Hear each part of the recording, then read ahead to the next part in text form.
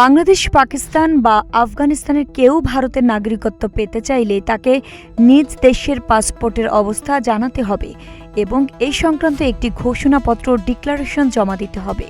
2009 সালে নাগরিকত্ব বিধি সংশোধন করে এমনটাই জানিয়েছে ভারতের কেন্দ্রীয় সরকার।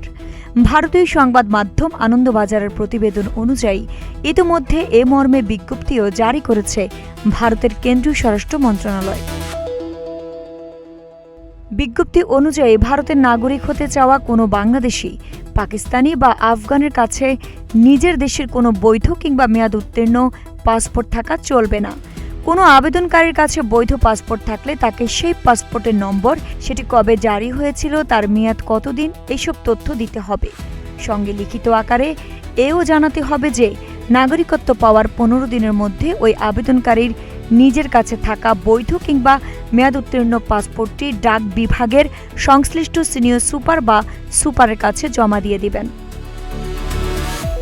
2009 সালের ওই বিধি সংশোধন করে তাতে একটি অনুচ্ছেদ যুক্ত করেছে কেন্দ্রীয় সরকার।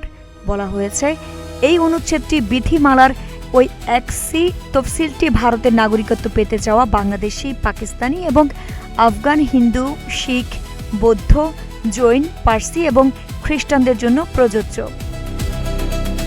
2019 সালে নাগরিকত্ব সংশোধনী আইন সিএএ জারি করেছিল কেন্দ্র। ওই সংশোধিত আইনটি 2014 সালের 31 ডিসেম্বরের আগে পাকিস্তান, বাংলাদেশ এবং আফগানিস্তান থেকে ভারতে আসা নথিপত্রহীন অমুসলিম অভিবাসীদের ভারতীয় নাগরিকত্ব পাওয়ার পথ মসৃণ করে। এরই মধ্যে এবার 2009 সালে নাগরিকত্ব বিধি সংশোধনের কথা ঘোষণা করল কেন্দ্রীয় স্বরাষ্ট্র মন্ত্রণালয়। আইরিন হাসান, ইন্টারন্যাশনাল ডেস্ক, নাগরিক প্রতিদিন।